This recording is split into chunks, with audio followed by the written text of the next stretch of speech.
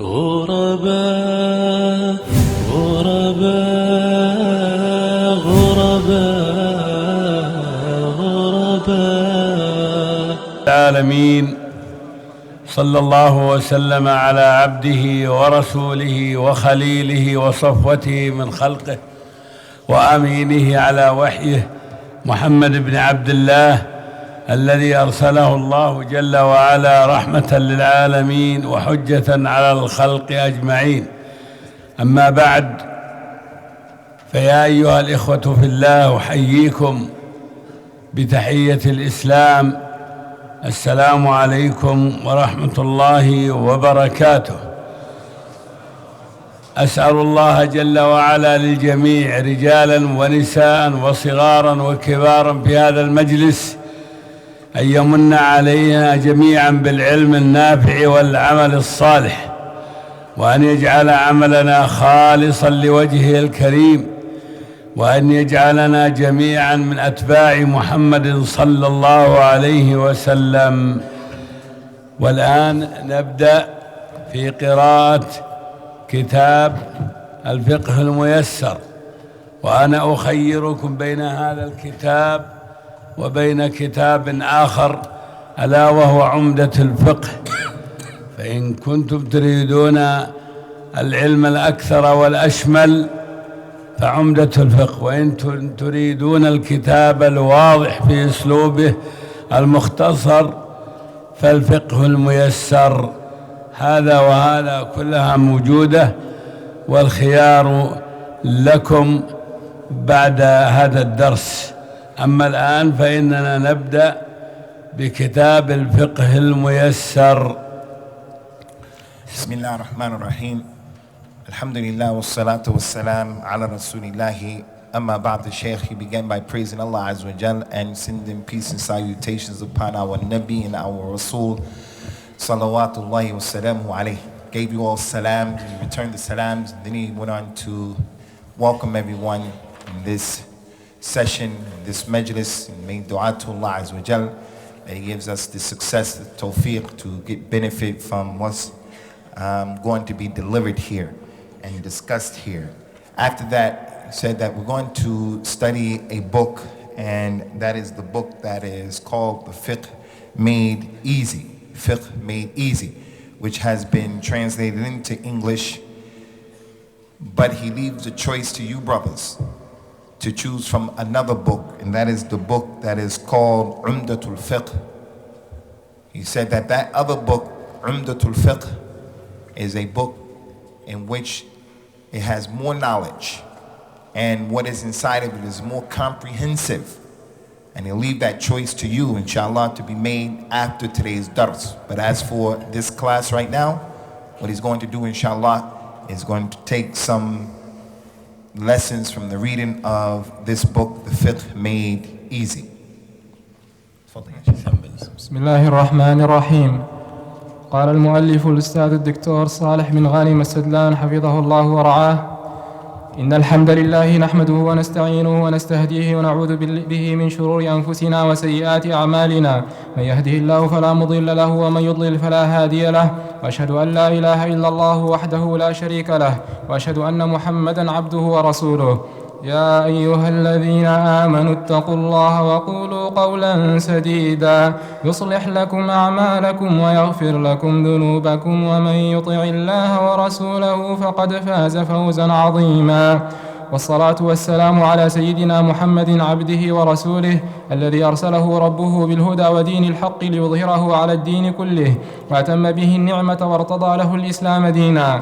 أما بعد، فإن الفقه في دين الإسلام هو ميزان عمل العبد حلا وحرمة وصحة وفسادا، والمسلم بفطرته حريص على معرفة الحلال والحرام والصحيح والفاسد من عمله، سواء ما يتصل منه بعلاقته بربه أو ما يتصل بعلاقته بالعباد. ودستور ذلك كله هو علم الفقه الذي ينبثق أساسه من التزام النص الواضح من كتاب الله تعالى وسنة رسوله صلى الله عليه وسلم، وذلك في استنباط استنباط أحكامه وإرساء قواعده وأصوله، والتي ترتبط ارتباطا وثيقا بقواعد الأخلاق دون تأثر بهوى، مع اعتماد منطق الفطرة الذي يستهدي إرادة الله ومشيئته فيما أمرنا به أو نهانا عن فعله، وذلك حتى يستبين ما يمتاز به الإسلام من أصالة الأحكام والمبادئ في إحاطة ومرونة وعمق.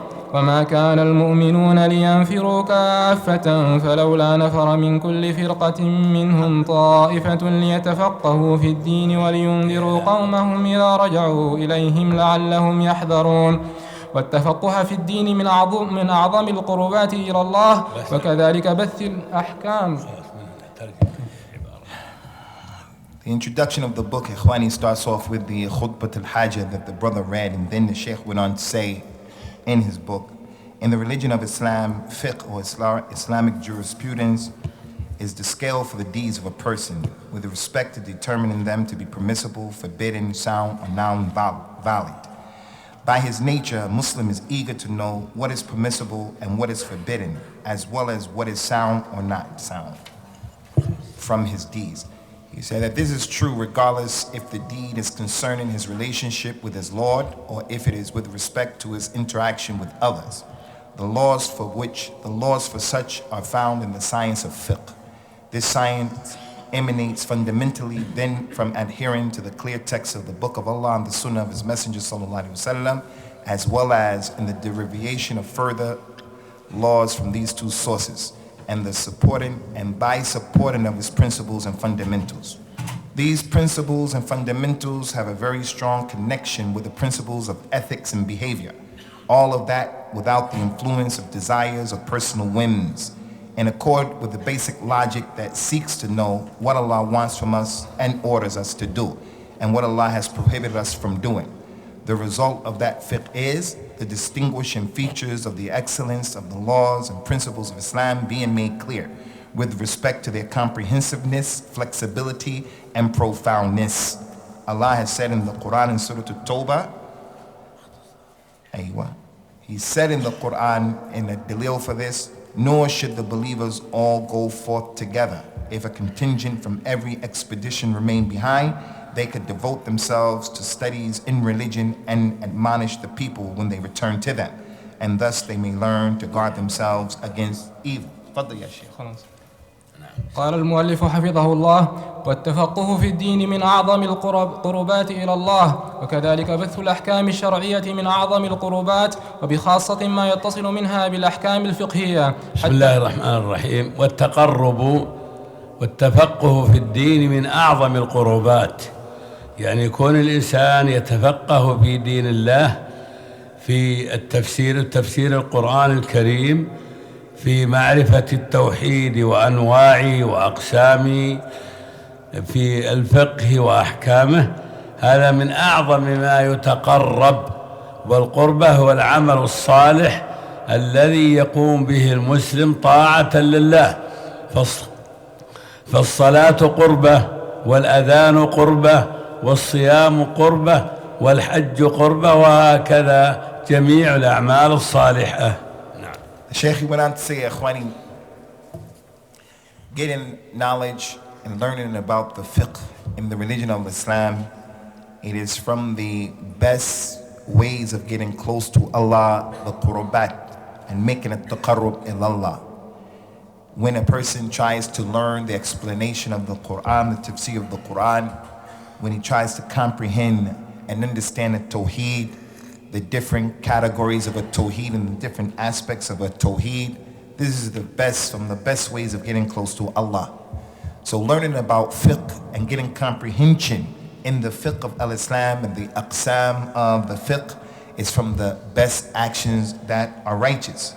So for a Muslim to obey Allah Azza wa Jal, in obeying Allah, he should know that obedience comes when he performs the salat, when he gives the adhan, make the adhan, when the individual performs the hajj, and other than that, and all of these are accomplished with comprehending the deen. يقول حفظه الله: وبخاصة ما يتصل منها بالأحكام الفقهية حتى يكون الناس على بينة من أمرهم في عبادتهم وأعمالهم التي تصلح لهم دنياهم وآخرتهم. وقد قال رسول الله صلى الله عليه وسلم: من يرد الله به خيرا يفقهه في الدين. وإنما العلم بالتعليم، وإن الأنبياء صلوات الله وإنما العلم بالتعلم وإن الأنبياء صلوات الله وسلامه عليهم لم يورثوا دينارا ولا درهما، وإنما ورثوا العلم، فمن أخذه أخذ بحظ وافر. هذا الكلام في جملته يقول بأن التفقه في الدين في المسائل الشرعية هذا أهم شيء، أن يتفقه الإنسان في الدين، وبخاصة ما يتصل بالعبادة في أمر الصلاة وأمر الصيام وأمر الحج وأمر البيع وأمر النكاح وأمر الطلاق وأمر تعليم الأولاد وتربيتهم على شرع الله، والحذر من المحرمات وتناول المباحات. نعم. The brother, he read from the book Ikhwani, and I'm going to not read everything because of the time. Studying and understanding the religion is one of the greatest ways to get closer to Allah. Similarly, spreading the laws of the Sharia is also one of the greatest ways to get closer to Allah, especially those matters related to fiqh, so that the people may be following clear guidance with respect to their acts of worship and worldly matters, which form the basis of their well-being in both this life and in the hereafter. The Prophet ﷺ said in a number of authentic hadith, whoever Allah desires good for him, he gives him comprehension of fiqh in the deen. Another hadith says, verily knowledge is only through learning, making efforts to learn it. Another hadith said, verily the prophets, they did not leave behind gold or silver coins. They only left behind knowledge. Whoever takes that knowledge has taken an abundant amount of good. Sheikh, he went on to say, Ikhwani, that this, what we just read from the book, generally speaking, again, it's an indication and the proof that acquiring knowledge in the deen is from the most important issues that a person should engage himself in, especially when that knowledge that he's trying to acquire and obtain fiqh in is connected to his worship of Allah Azza wa Jal. He has to come to know about the fiqh of his salat and his fasting and his performing hajj, how he buys and sells, how he trades, how he gets married. He has to come to understand and to learn about the proper way of giving the tarbiyah and the ta'lim to his children, so that they can come to know what's haram and distinguish the haram between the halal, and that they also, his children, would come to know those people who know the mubahat, those things that are permissible. إخوان، سيتوزع عليكم أسئلة بأوراق بعد قليل، الرجاء كتابة الأسئلة بالأوراق.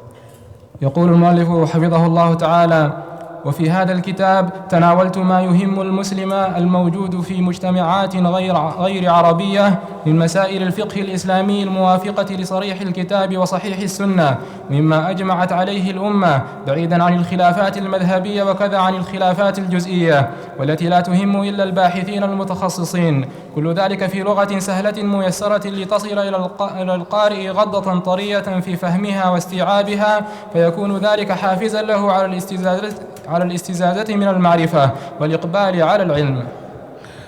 يقول المؤلف في هذا الكلام: أني تناولت في هذا الكتاب، أي تيسير الفقه، ما يعني يهم المسلم في أمر دينه وعبادته، في أمر عقيدته، في أمر عبادته، في أمر طهارته من الحدث الأكبر والأصغر، في أمر إزالة النجاسة، في التطهر، في الوضوء، في غير ذلك من الأمور. What was read, this book comprises the topics that are of concern to Muslims who live in non-Arab societies. It covers the fiqh topics that are in accord with the clear statements of the Book of Allah and the authentic Sunnah, and what the Muslim scholars and nations have agreed to. remains away from the differences of opinion among the schools of fiqh, as well as the differences concerning detailed issues that are only of interest to specialized researchers. All of this has been presented in an easy to understand language so that it may reach the reader in a fresh way. In that way, it will be an incentive for him to try to increase his understanding and turn more towards knowledge.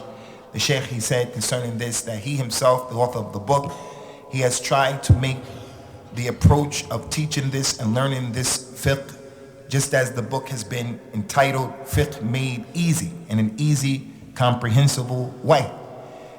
The Muslim who reads the book, inshallah, will get an opportunity to come to try to comprehend the aspects of his deen, that which is connected to his aqeedah, and that which is connected to his ibadat, his forms of worship, like the tahara, how to do it and what to avoid, the issues concerning the major hadith as well as the minor hadith, like urination, urinating, and other than that.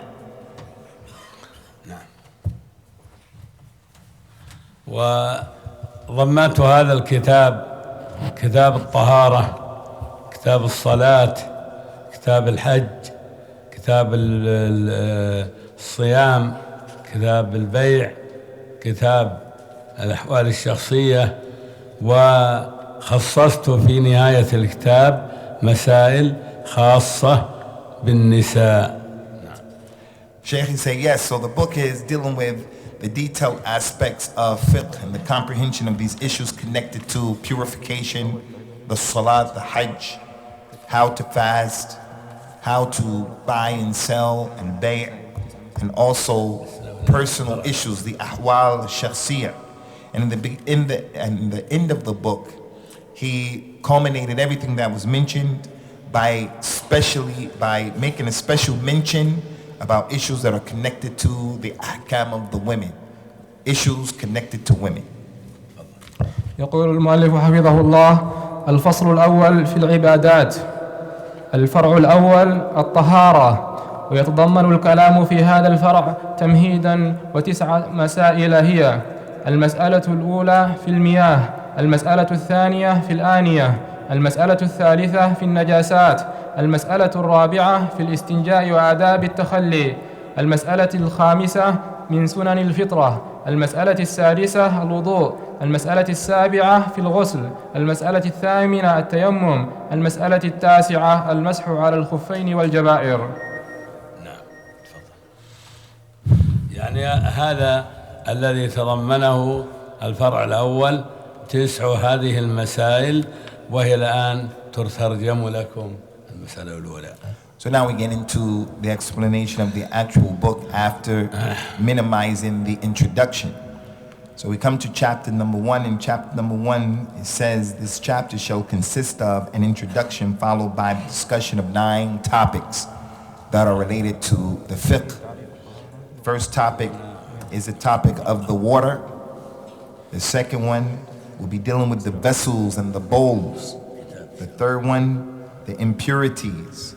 4, how one should clean themselves and the etiquettes related to relieving oneself. 5, the acts in accord with human nature. 6, the wudu. 7, the ghusl. Number 8, at-tayammum. Number 9, and the last one, the rules and regulations concerning al-masah, or wiping over the shoes and the splints. تمهيد. تعريفها: الطهارة لغة النظافة والنزاهة. يقول تعريف الطهارة لغة: الطهارة مأخوذة من النظافة والنزاهة، أن المتطهر ينظف أعضاء الوضوء ويتنزه من جميع الأشياء التي تجعل هذا المكان يعد متسخا على ما جاء به الشرع: الغسلة الأولى، الثانية، الثالثة. Sheikh, he said, okay, in dealing with this chapter, Khwani, we come to the definition, the lexical definition, technical definition of the word tahara. This word tahara, it means cleanliness and purity. As a technical term, it means the removal of the attribute of one's body that prevents the person from being allowed to pray and so forth.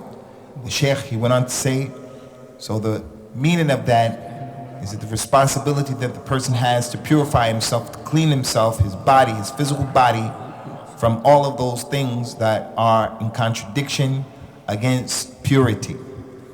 وفي الاصطلاح زوال الوصف القائم بالبدن المانع من الصلاة ونحوها وأنواعها. يقول أن في الاصطلاح الفقهي تعريف الطهارة في الاصطلاح الفقهي، نريد الانتباه لفهم هذه المسألة.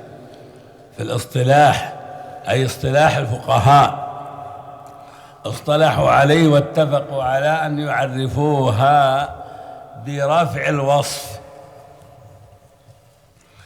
الإنسان يمنع من فعل بعض الطاعات إما للحدث أو للنجاسة. فما هو الحدث؟ ما هو الحدث؟ الوصف، هذا هو الحدث، الوصف القائم بالبدن. الوصف القائم بالبدن يعني البدن هذا الجسم، الوصف القائم بالبدن مما يمنع فعل الطاعة ونحوها كالصلاة وكالطواف. هذا وصف. يعني هل المحدث يزيد وزنه؟ لا. هل إذا تطهر من الحدث ينقص وزنه؟ لا. إذن هو وصف وليس بشيء يلصق في جسمه، وإنما هو وصف. نعم. In the definition, Ikhwani, I preceded what the brother had read. He first gave the technical term, the lexical meaning of tahara. And the tahara, linguistically, it means the cleanliness and purity. Now we come to the technical term that has been explained. At-tahara, the istilah of at-tahara in the technical term, it means the removal of the attribute of one's body that prevents a person from being allowed to pray and so forth. The Sheikh said this is really important, this term here, the meaning of the term and the distinguish factor, the way that the scholars distinguish between the lexical meaning as well as the technical meaning, because they have agreed amongst themselves that the tahara is the removal, the actual removal of an attribute, a wasf, an attribute that is connected to the body, and it prevents the person from doing certain types of forms of worship. Because this attribute is connected to his body, whether that attribute is from what is hadith or from what is najasa. Hadith means that thing that he did that prevents him from making the salat. The Sheikh, he said that if a person has this on himself, then he's prevented from performing the salat or making tawaf, which are forms of ibadah. He said if this thing is on the person or is taken off of the person, it doesn't cause his weight to go up and down. That's not the point. The point here is that it is a physical attribute that is connected to his body. اثنين أنواعها. الطهارة في الشرع معنوية وحسية، فالحسية طهارة الجوارح، والمعنوية طهارة القلوب من دنس الذنوب. والحسية أيضا هي الفقهية التي تراد للصلاة أي ظاهرة، وهي على نوعين: طهارة حدث وطهارة خبث. فطهارة الحدث ثلاث: ألف كبرى وهي الغسل، باء وصغرى وهي الوضوء، جيم وبدل منهما عند تعذرهما وهو التيمم. وطهارة الخبث ثلاث: غسل ومسح ونضح. يقول هذا بأنواع الطهارة، وأن الطهارة تنقسم إلى قسمين: حسية ومعنوية. حسية مثل إزالة الوصف القائم بالبدن من فعل العبادة، كإزالة بالوضوء إذا كان أصغر، وإزالته بالغسل إذا كان أكبر. هذه هي الطهارة الحسية. وأما المعنوية فطهارة القلب من الشرك والنفاق والحسد والغل والكراهية والأنانية وغير ذلك مما يوصف به القلب. Now we come to the chapter of the different types of tahara, the different types of purification. In the Islamic law, tahara has both a spiritual and a physical sense. A spiritual and a physical sense to it. The physical sense is related to the human body, and the spiritual sense is the purifying of the heart from the filth of sins. The physical sense is the one related to the science of fiqh that is required for the prayer. That is, it is related to the external aspects. Sheikh Khwani went on to say that this portion of the book is just talking about how a tahara has anwa. There are different categories of a tahara. Two categories. The first category is hissiya. It is the spiritual type of tahara. That thing where you purify your physical body and you raise off of yourself that attribute or condition that you find your body in. For an example, you have to clean things or clean yourself with wudu. If you make the hadith asghar, you pass when you urinate, akramakumullah, then you have to make wudu. This purification is spiritual, to take it off of your body. Also, example of that is making a ghusl. If a person were to have relationships and he did something, he had to make a ghusl, then this is the spiritual purification that he has to do to take off of those impurities with this tahara. The second type of tahara is the tahara that is ma'nawi, the physical one. The one in which, the opposite. This one is the one that is the spiritual one, where the person purifies his heart from shirk, from hypocrisy, from being jealous, from being too rough, too tough, from being stubborn, from being an individual who is arrogant. So he has to purify himself spiritually, and the other one was the physical one. قال المؤلف حفظه الله: المسألة الأولى في المياه. والمياه ثلاثة أنواع. النوع الأول الطهور، وهو الباقي على صفته التي خلق عليها، وهو الذي يرفع الحدث ويزيل النجاسة الطارئة على المحل الطاهر. قال تعالى: وينزل عليكم من السماء ماء ليطهركم به. النوع الثاني الطاهر، وهو ما تغير لونه أو طعمه أو ريحه بغير نجاسة، وهو طاهر في نفسه إلا أنه لا يرفع الحدث لتغير صفة من صفاته. النوع الثالث النجس، وهو المتغير بالنجاسة قليلا كان أو كثيرا. يطهر الماء النجس بزوال تغيره بنفسه أو بنزحه أو إضافة ماء إليه، ويزول عنه التغير. إذا شك المسلم في نجاسة ماء أو طهارته بنى على اليقين، وهو أن الأصل في الأشياء الطهارة. إذا اشتبه ما تجوز به الطهارة بما لا تجوز به الطهارة تركها وتيمم. إذا اشتبهت ثياب طاهرة بنجسة أو محرمة بنى على اليقين وصلى صلاة واحدة.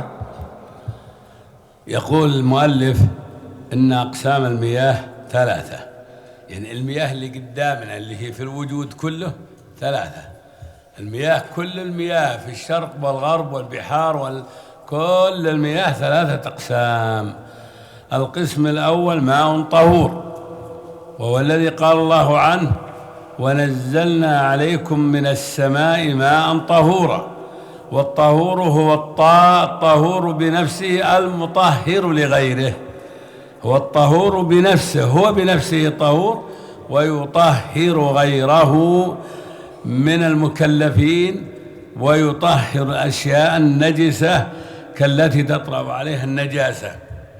هذا بالنسبة لأقسام المياه. القسم الثاني من أقسام المياه الطاهر، وهو طاهر بنفسه لكن لا يطهر غيره.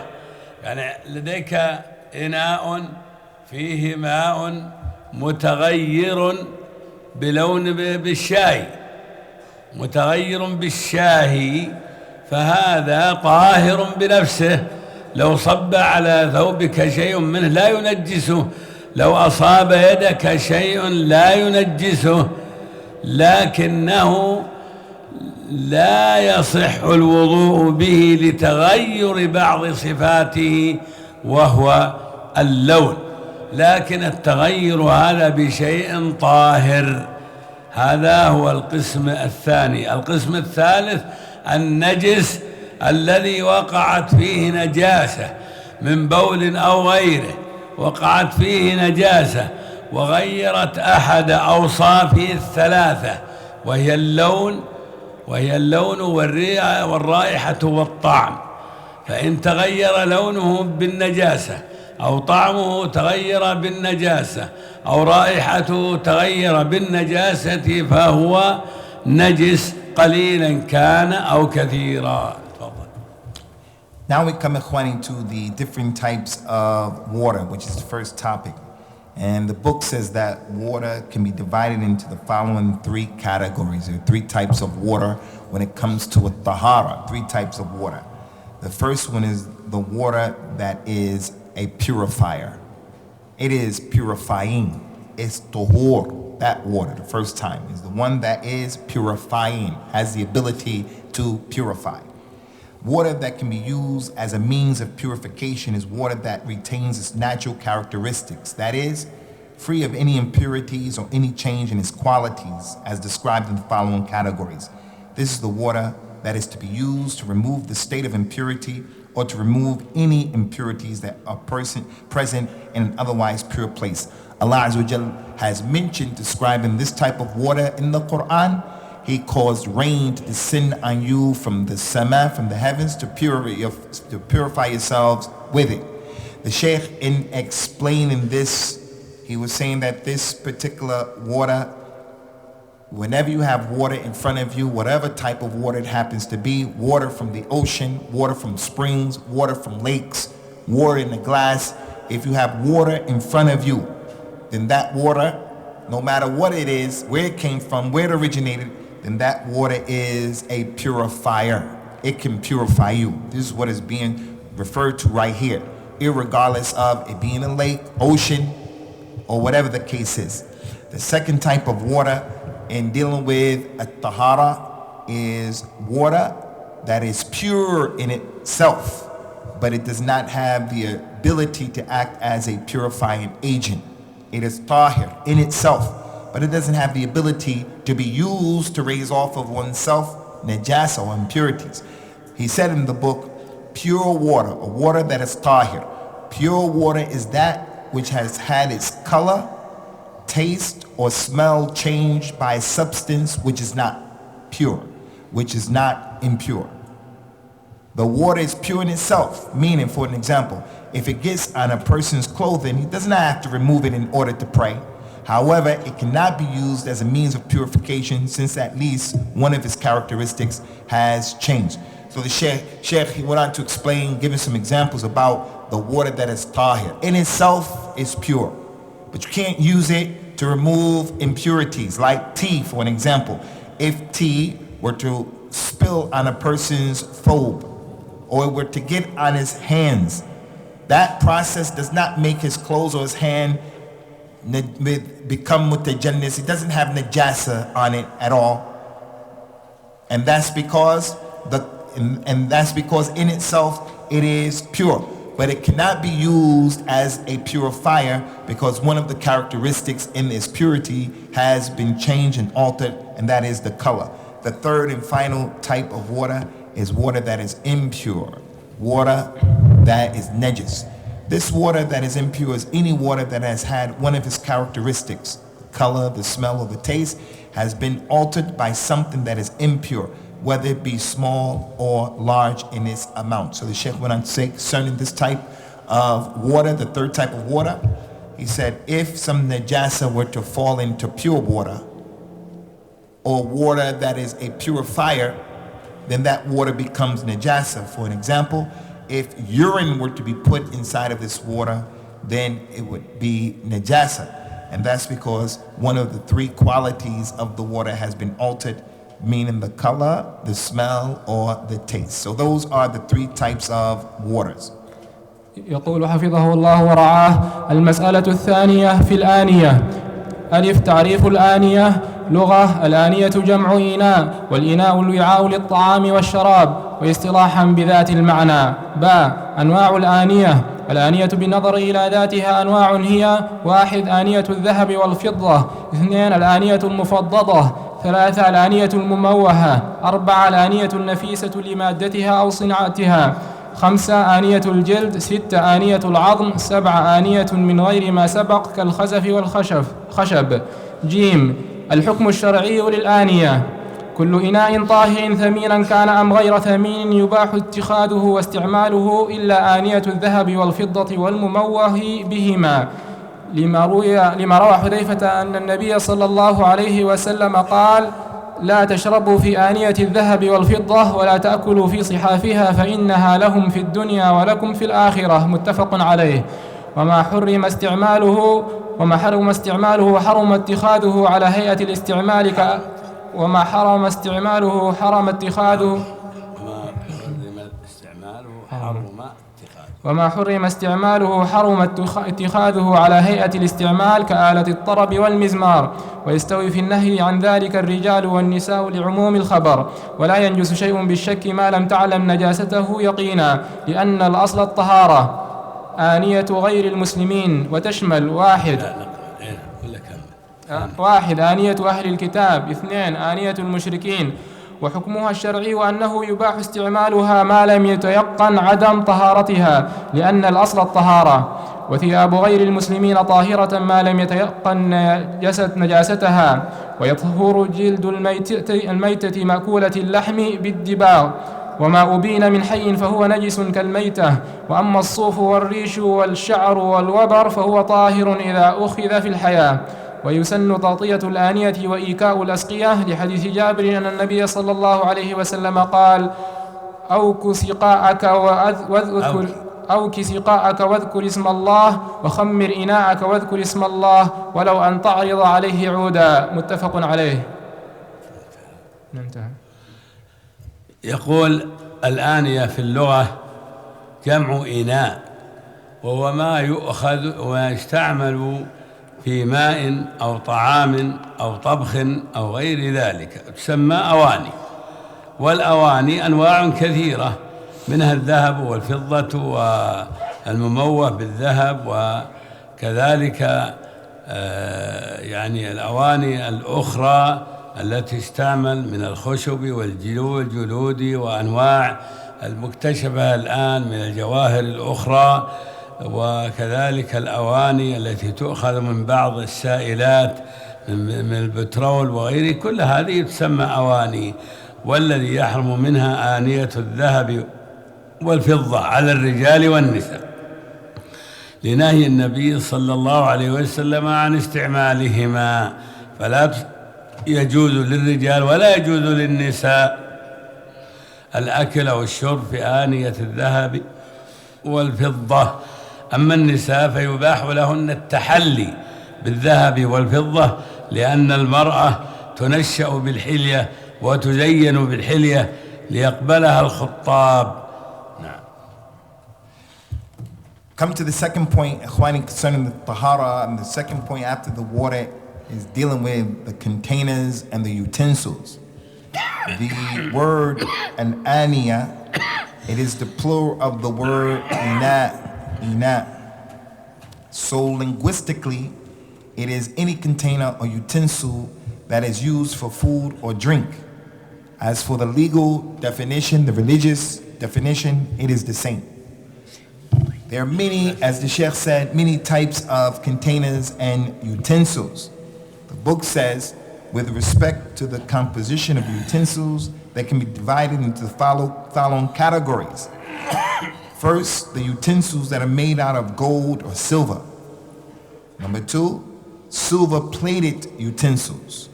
Number 3, gold-plated utensils. Number 4, expensive utensils due to their material or way of being made. Number 5, leather utensils. 6, utensils made out of bone. And 7, any other type of utensils such as those made of pottery or wood. And the Sheikh also mentioned some utensils are made out of petroleum as a byproduct, as an example. The book went on to say the Islamic ruling concerning utensils. Every container or utensil made of a pure substance, costly or not costly, is permissible to be owned and used except for that made from gold or silver, or plated with either gold or silver. And that's because of the hadith of the Prophet sallallahu alaihi wasallam, where Hudayfa, may Allah be pleased with him, he said that the Prophet said, sallallahu alaihi wasallam, do not drink from a gold or silver container, and do not eat from such plates, as they are for them, the kuffar, in this world, and for us, the mu'mineen, in the hereafter. This hadith collected by Bukhari, Muslim. Sheikh went on to say, what is forbidden to use is also forbidden to possess in the form that it is to be used, like possessing musical instruments, which is also forbidden. Note that the above prohibition applies to both men and women due to the generality of the text. And in his explanation of this, he made a point and he said it is permissible for women to use gold, to beautify themselves with gold, and to grow up and to present themselves in gold in a way in which they will cause people to be interested in marrying them. By using gold as a utensil to eat and drink from is something that is impermissible. He went on to say in the book, nothing is to be considered impure simply based on the conjecture until one is certain that it is impure. That is, the basic or general ruling is that of purity. المسألة الثالثة The next issue النجاسات وأحكامها. is the issue of the impurities and their rulings. معناها لغة وشرعا. So linguistically and religiously, the meaning of impurities. لغة لغة Go ahead. النجاسة القذارة، ونجس الشيء نجسا، ونجس الشيء نجسا قدر، وتنجس الشيء صار نجسا تلطخ بالقدر. So the linguistic meaning of impurities or najasa, it means something that is filthy. Something becomes impure when it is tarnished by something which in itself is filthy. اثنين شرعا هي قدر مخصوص يمنع جنسه الصلاة كالبول والدم والخمر. As for the religious meaning of a najasa, in the terminology of Islamic law, impurity refers to a specific amount of particular substances such as urine, blood, and alcohol, whose presence prohibits one from being able to perform the salat.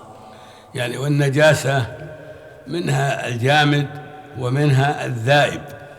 فالجامد هو الذي لا يخالط الماء، والذائب هو المائع الذي يذوب في الماء فيغير طعمه أو لونه أو ريحه. وكذلك الجامد كالأشياء النجسة، قطع الميتة وقطع الخنزير وقطع القاذورات أكرمكم الله ونحو ذلك. فإن تحلل منه شيء وغير طعمه أو لونه أو ريحه فإن الماء ينجس، وإذا لم يتغير منه شيء فإنه يخرج من الماء ويستعمل الماء بعد ذلك. نعم. So the Sheikh, he went on to mention in Khwani that the najasat, you have those which are physical, they're jamid. You can actually touch it. And then there, you can hold it because of its composition is something that is a solid. And then there's the one that is liquid. He said that the jamid one is the one that it can't be mixed in the water. If it gets into the water, then it's going to make the water impure. Whereas the second type is the one that would disappear and dissipate if it was put inside of the water. It could possibly change the smell of the water, the color of the water, the taste of the water, but that depends on the situation. Concerning the najasat that are solids, things like a part of a dead animal, it's physical, it's jamid. Also the pig itself or the defecation, akramakumullah, that comes out of a person. You said if this particular thing were to fall inside of water, then it's taken out and it can be used. But if it goes in the water and it changes the way that it smells, it tastes, the way that it smells, the way that it tastes, then it should be avoided. باء أنواع النجاسة نوعان: واحد عينية، اثنين حكمية. Now we come to the types of impurities, and there are two types of impurities, and that is it's impure due to its essence, and the second is the impurity with respect to its ruling. والعينية ذوات النجسة كالكلب والخنزير ولا تطهر بغسلها بحال، والحكمية النجاسة الطارئة على محل طاهر. The first category includes those articles that are impure in and of themselves, such that they cannot be made pure, such as dogs and pigs. The second category covers those things that are impure due to an impure substance coming upon something otherwise pure. النجاسة العينية هي التي مخلوقة نجسة كنجاسة الخنزير ونجاسة الخمر ونجاسة الأشياء التي لا يزيلها الغسل.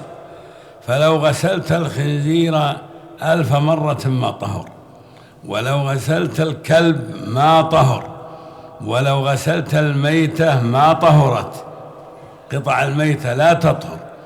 وأما النجاسة الحكمية فهي الطارئة، يعني الحادثة، هذا المكان هذا الثوب طهر ووقعت عليه نجاسة وحكمنا بأن هذا الثوب نجس، هو في الحقيقة ليس نجسا كله، ليس هو كله نجس، وليس هو نجس بذاته عينه، وإنما وصفناه بأنه نجس. The Sheikh, he said in explaining these two types of najasa, he says that the first one, the ayniyah, the one in which it is impure because of its essence, meaning the way that that thing was created from day one, the essence of it is dirty and impure, like the pig, like the dog. No matter how many times you wash it, it's not going to become clean. So if you were to wash a pig 1,000 times, if you were to wash a dog 1,000 times, it would never become pure because the essence of that creation is that it is impure. Similar to it is piece of a dead animal. A dead animal is there and a part of his body has been cut off. The piece that's been cut off is najis. No matter how many times you wash it, it will not become pure. As for that thing which is impure because of a ruling, it takes the ruling of impure, being impure. He said it's not impure in and of itself, but it becomes impure as a result of something falling on it, something happening to it. Like this material on this table, for an example, this thobe, this material. In and of itself, it is not impure. But if some impurity were to fall on it, then that part where the impurity fell on it, obviously it becomes impure. But we don't say that the whole thing is impure, but that place where the thing fell on it. But the essence of it is not najis. جيم أقسام النجاسة تنقسم النجاسة إلى 3 أقسام. The categories of the impurities. The other one was the types of impurities. The types. The one that is impure in its essence and the one is impure because of a ruling. Now we come to the categories of impurities. الأول قسم متفق على نجاسته. يعني القسم الأول متفق على نجاسته عند أهل العلم، متفق عليه عند أهل العلم. كل أهل العلم يقولون البول نجس والغائط نجس، فهذه متفق عليها. ما يعفى عنه من النجاسات: 1 طين الشوارع، 2 الدم اليسير، 3 القيح والصديد من إنسان أو حيوان مأكول اللحم. يعني هذه معفو عن نجاسها. طين الشوارع، الأشياء التي لم يأتي دليل على المنع والحكم بالنجاسة وهي مشتبهة فهذا مما عفي عنه. نعم. The Sheikh said the third type of najasa is the najasa in which the religion, the Sharia, has pardoned. It was quiet about it. The deen was quiet about it. Like mud that's found in the streets. The second one is small amounts of blood. The third one, pus from a human or from an animal that is permitted to be eating. The Sheikh said concerning this one, the third category of najasat, there's no dalil that comes to us that prevents us from using these particular things or benefiting from these particular things, and there's no dalil that comes giving us a hukum, a ruling that these things are impermissible.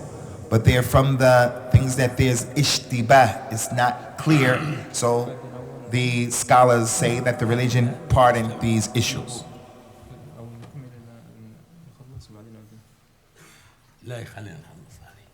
كيفية تطهير النجاسات. هذا عنوان مهم جدا عملي، هذا نتعامل معه في بيوتنا.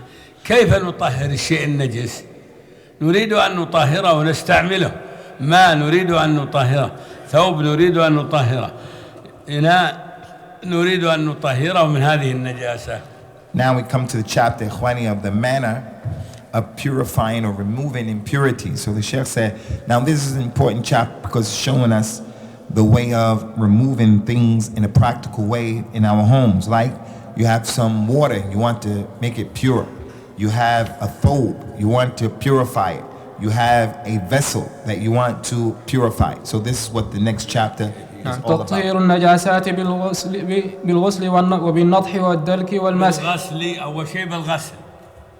يعني هذا الثوب نريد أن نطهره، نغسله حتى تزول النجاسة. هذا بالغسل، هذا واحد.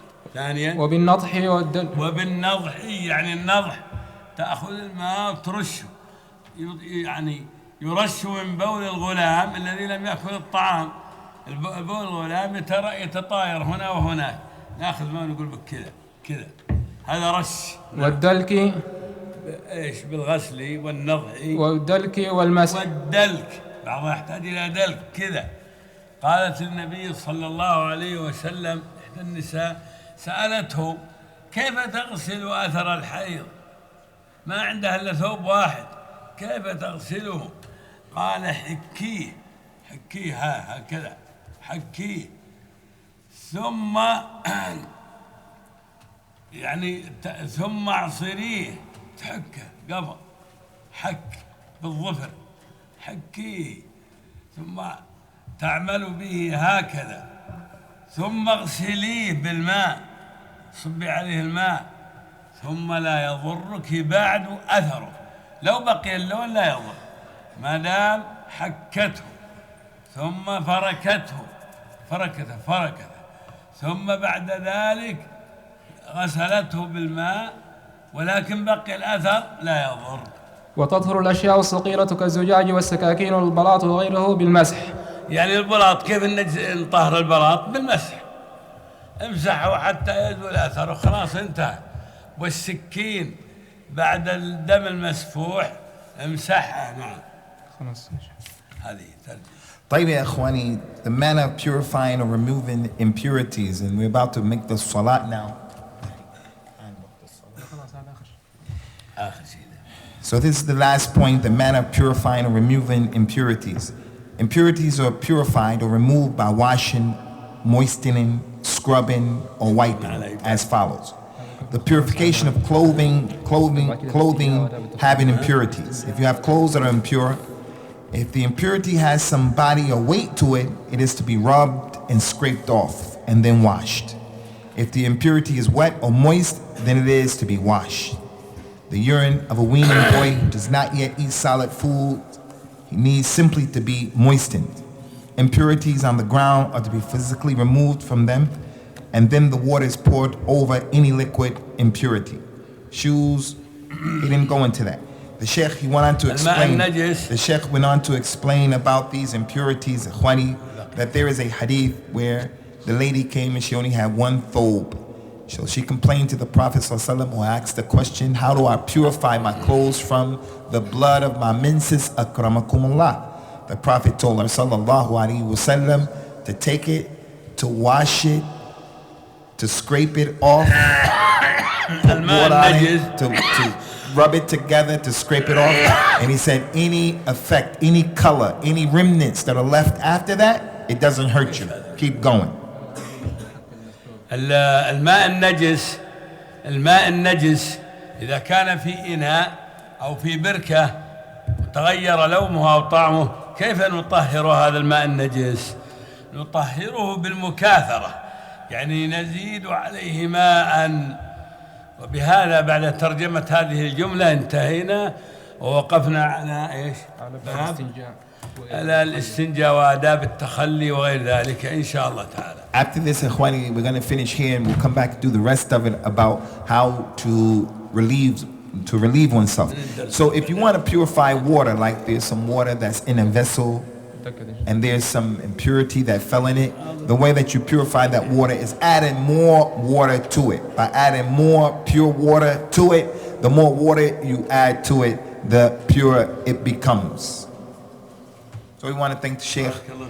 Barakallah. We want to thank the Sheikh for his attendance this early. He wasn't really scheduled for this time, but he wanted to come. And also you brought غرباء غرباء غرباء غرباء